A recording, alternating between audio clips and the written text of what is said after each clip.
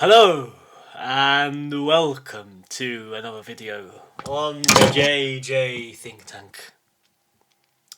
It's a nighttime session, so who better to read and share than Mr. H.P. Lovecraft? I've got another masterpiece for you here that I would like to share with you. Hopefully I render it in the correct spirit, and hopefully H.P. Lovecraft, if you're watching me now, you will be proud of your fellow Neanderthalian Jakub Jerger.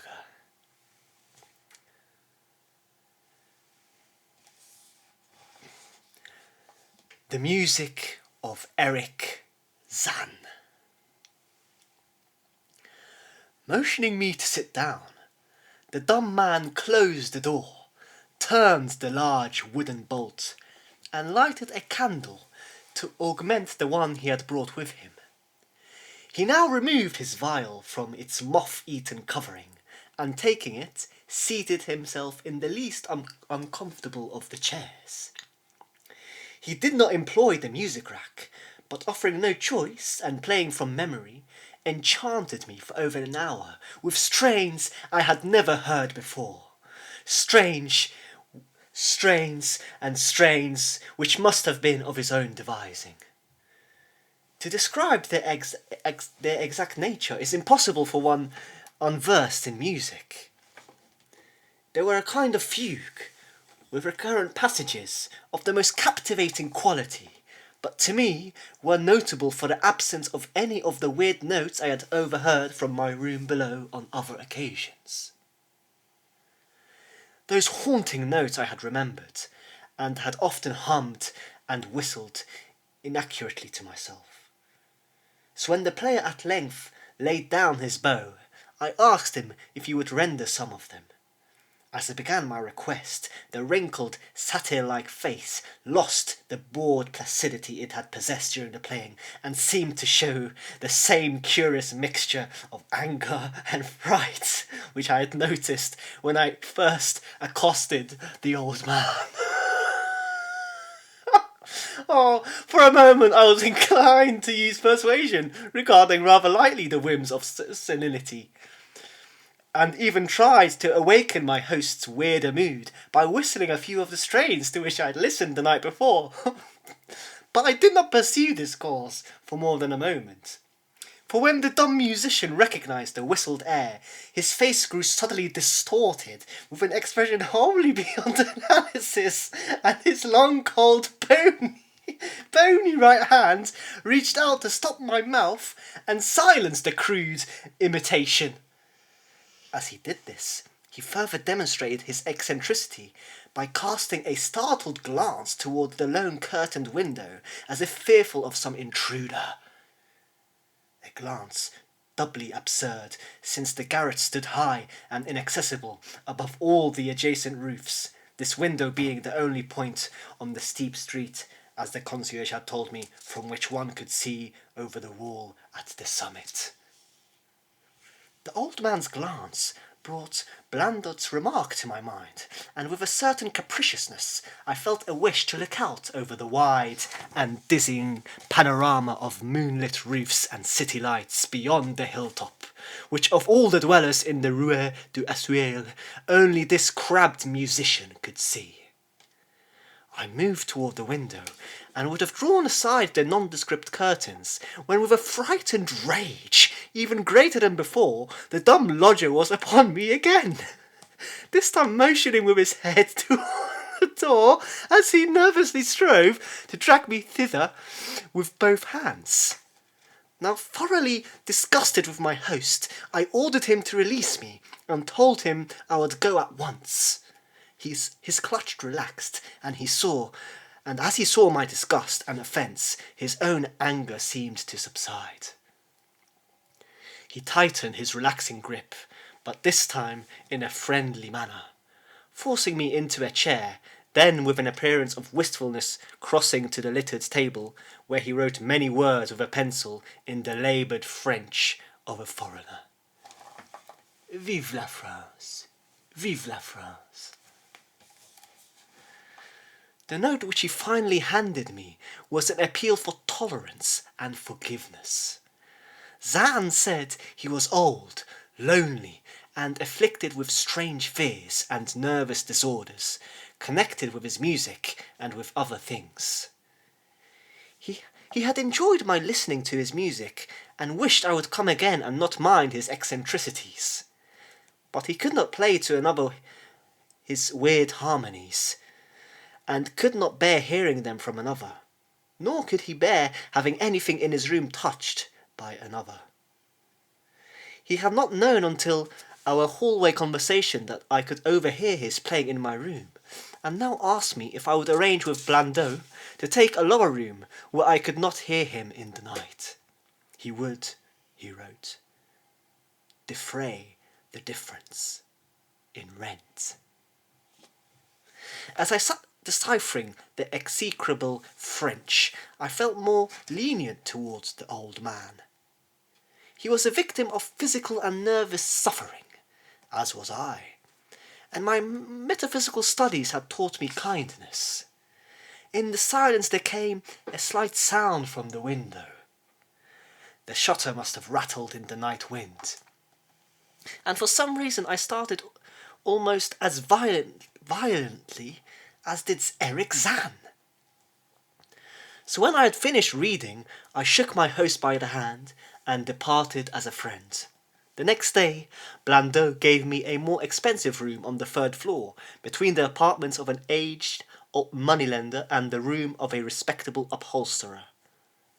There was no one on the 4th floor. It was not long before I found that Zann's eagerness for my company was not as great as it had seemed while he was persuading me to move down from the 5th story. He did not ask me to call on him, and when I did call, he appeared uneasy and played listlessly. This was always at night. In the day he slept and would admit no one. My liking for him did not grow, though the attic room and the weird music seemed to hold an odd fascination for me. I had a curious desire to look out of that window, over the wall, and down the unseen slope at the glittering roofs and spires which must lie outspread there. Once I went up to the garret there, during theatre hours, when Zann was away, but, unfortunately, the door was locked. What I did succeed in doing was to overhear the nocturnal playing of the dumb old man. At first I would tiptoe up to my old 5th floor, then I grew bold enough to climb the last creaking staircase to the peaked garret. There, in the narrow hall, outside the bolted door with the covered keyhole, I often heard sounds which filled me with an indefinable dread, the dread of vague wonder and brooding mystery.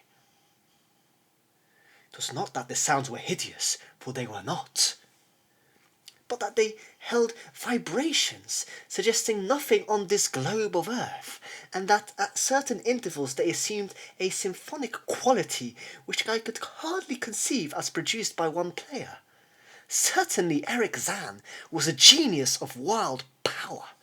As the weeks passed, the playing grew wilder, whilst the old musician acquired an increasing haggardness and furtiveness pitiful to behold. He now refused to admit me at any time, and shunned me whenever we met on the stairs. Then, one night, as I listened at the door, I heard the shrieking viol swell into a chaotic babel of sound, a pandemonium which would have led me to doubt my own shaking sanity had there not come from behind that barred portal a piteous proof that the horror was real, the awful inarticulate cry which only a mute can utter, and which rises only in moments of the most terrible fear or anguish. I knocked repeatedly at the door, but received no response.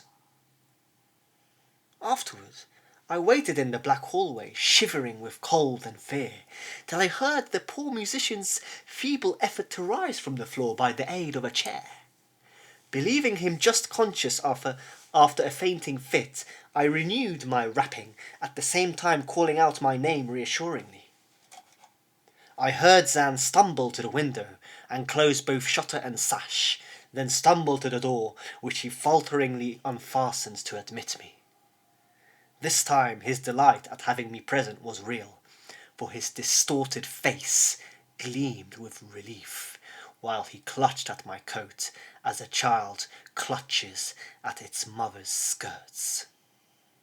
Shaking pathetically, the old man forced me into a chair, whilst he sank into another, beside which his viol and bow lay carelessly on the floor. He sat for some time inactive, nodding oddly, but having a paradoxical suggestion of intense and frightened listening. Subsequently, he seemed to be satisfied, and crossing to a chair by the table, wrote a brief note, handed it to me, and returned to the table, where he began to write rapidly and incessantly.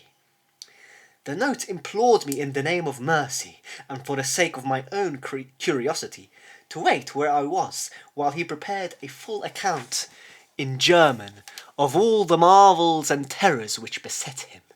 I waited, and the dumb man's pencil flew. It was perhaps an hour later, while I still waited, and while the old musician's feverishly written sheets still continued to pile up, that I saw Zann start as from the hint of a horrible shock. Unmistakably he was looking at the curtained window and listening shudderingly. Then I half fancied I heard a sound myself, though it was not a horrible sound, but rather an exquisitely low and infinitely distant musical tone, suggesting a player in one of the neighbouring houses, or in some abode beyond the lofty wall, over which I had never been able to look. Upon Zann, the effect was terrible, for dropping his pencil suddenly, he rose, seized his viol, and commenced to rend the night with the wildest playing I had ever heard from his bow, save when listening at the bar's door. It would be useless to describe the playing of Erich Zann on that dreadful night. It was more horrible than anything I had ever overheard, because I could now see the expression of his face, and could realise at this time the motive was stark fear. He was trying to make a noise, to ward something off, or drown something out. What, I could not imagine, awesome though I felt it must be. The playing grew fantastic, delirious, and hysterical, yet kept to the last the qualities of supreme genius, which I knew this strange old man possessed. I recognised the air. It was a wild Hungarian dance, popular in the theatres, and I reflected for a moment that this was the first time I had ever heard Zann play the work of another composer. Louder and louder, wilder and wilder, mounted the shrieking and whining of that desperate viol. The player was dripping with an uncanny perspiration and twisted like a monkey, always looking frantically at the curtained window. In his frenzied strains I could almost see shadowy satyrs and bacchanals dancing and whirling insanely through seething abysses of clouds and smoke and lightning. And then I thought I heard a shriller, steadier note that was not from the viol, a calm, deliberate, purposeful mocking note from far away in the west. At this juncture the shutter began to rattle in a howling night wind, which had sprung up outside as if in answer to the mad playing within. Zann's screaming viol now outdid itself, emitting sounds I had never thought a viol could emit. The shutter rattled more loudly, unfastened, and commenced slamming against the window. Then the glass broke shiveringly under the persistent impacts, and the chill wind rushed in, making the candles sputter and rustling the sheets of paper on the table where Zann had begun to write out his horrible secret. I looked at Zann and saw that he was past conscious observation. His blue eyes were bulging, glassy, and sightless, and the frantic playing had become a blind, mechanical, unrecognizable orgy that no pen could even suggest. Oh my God. A sudden gust, stronger than the others, caught up the manuscript and bore it toward the window. I followed the flying sheets in desperation, but they were gone before I had reached the demolished panes. Then I remembered my old wish to gaze from this window, the only window in the Rue d'Assuil, from which one might see the slope beyond the wall and the city outspread beneath. It was very dark, but the city's lights always burned, and I expected to see them there amidst the rain and wind. Yet, when I looked from that highest of all gable windows, looked while the candles sputtered and the insane viol howled with the night wind, I saw no city spread below, and no friendly lights gleaming from remembered streets, but only the blackness of space illimitable. Unimagined space alive with motion and music, and having no semblance to anything on earth. And as I stood there looking in terror, the wind blew out both the candles in that ancient peaked garret, leaving me in savage and impenetrable darkness, with chaos and pandemonium before me, and the daemon madness of that night-baying viol behind me. My God, Lovecraft, man, he was a mad genius, man. I staggered back in the dark, without the means of striking a light, crashing against the table, overturning a chair, and finally groping my way to the place where the blackness screamed with shocking music. To save myself and Erich Zann, I could at least try whatever the powers opposed to me. Once I thought some chilled thing brushed me, and I screamed, but my scream could not be heard above that hideous viol. Suddenly, out of the blackness, the madly soaring bow struck me, and I knew I was close to the player. I felt a head, touched the back of Zann's chair, and then found and shook his shoulder in an effort to bring him to his senses. He did not respond, and still, the viol shrieked on without slackening. I moved my hands to his head, whose mechanical nodding I was able to stop, and shouted in his ear that we must both flee from the unknown things of the night. But he neither answered me nor abated the frenzy of his unutterable music, while all through the garret strange currents of wind seemed to dance in the darkness and babble. When my hands touched his ear, I shuddered, though I knew not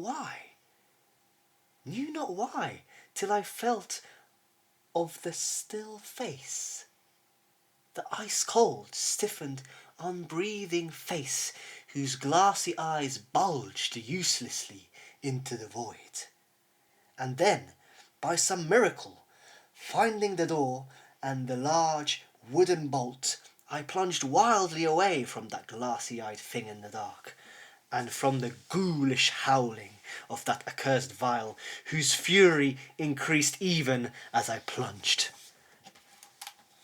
Leaping, floating, flying down those endless stairs through the dark house, racing mindlessly out into the narrow, steep and ancient street of steps and tottering houses, clattering down steps and over cobbles to the lower streets and the putrid canyon-walled river, panting across the great dark bridge to the broader, healthier streets and boulevards we all know.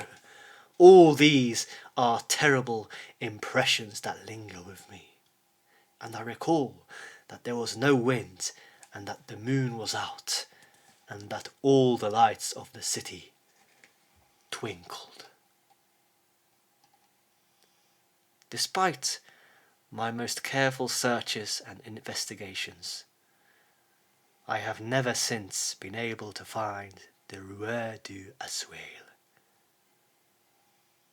But But I am not wholly sorry, either for this or for the loss in undreamable abysses of the closely written sheets which alone could have explained the music of Erich Zann.